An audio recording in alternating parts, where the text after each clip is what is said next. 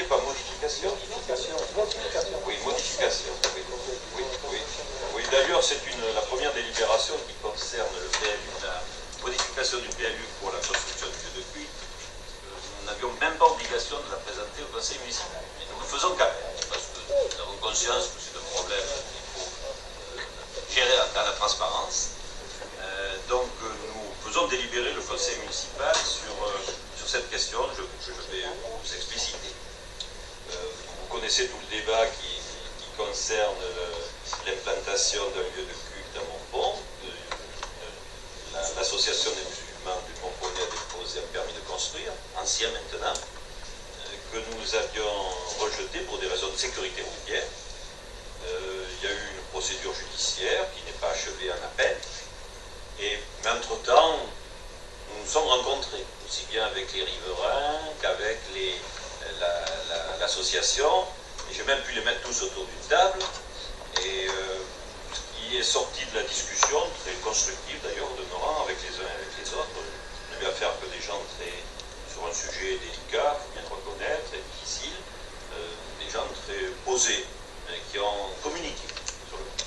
Donc les musulmans m'ont fait savoir, devant les propriétaires, les riverains, qu'ils étaient prêts, eux, si on leur proposait notre lieu, de changer de lieu. Parce que le principal reproche que tout le monde leur adressait, y compris la commune, c'est que c'était mal placé, c'était dangereux, c'était... voilà. Bon. Et eux-mêmes ont fait une proposition.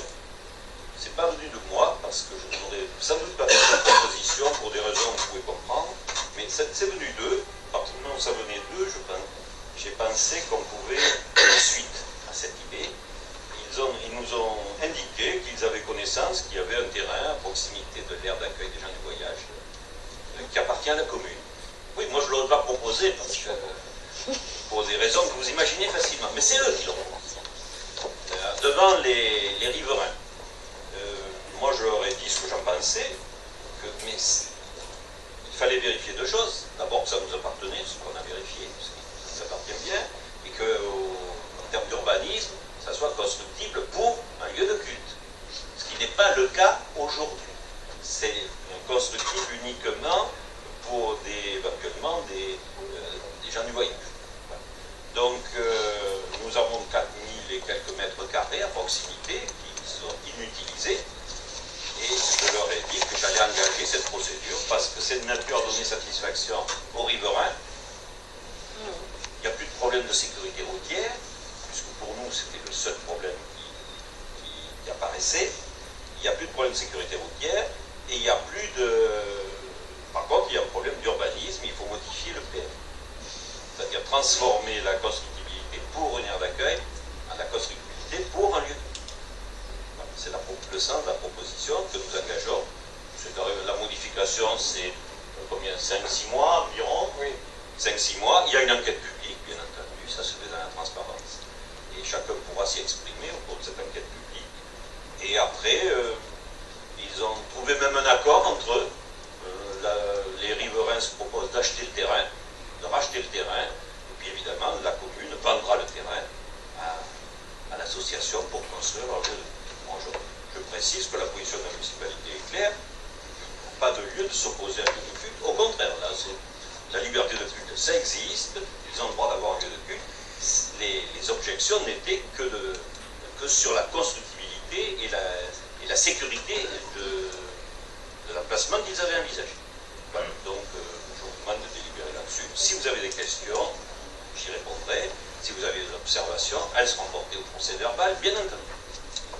Voilà. Maintenant, la discussion est ouverte sur ce point.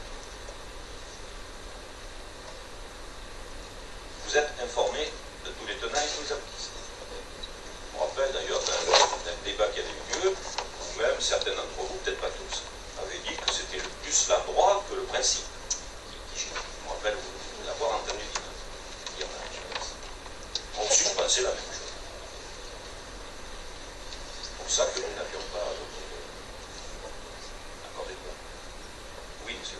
Moi, donc, personnellement, je prends acte de ce projet de modification du PLU pour la construction du lieu de culte, hein, là vous avez choisi.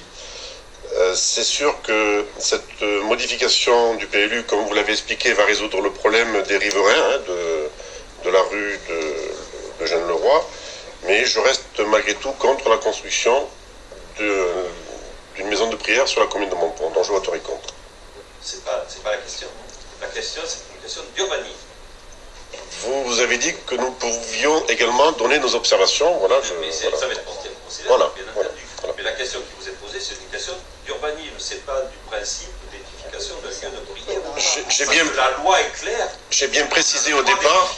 Un lieu de prière. J'ai bien précisé au départ que je prenais acte de ce projet de modification qui résout un des problèmes. Voilà, voilà. Qui pour moi résout le problème.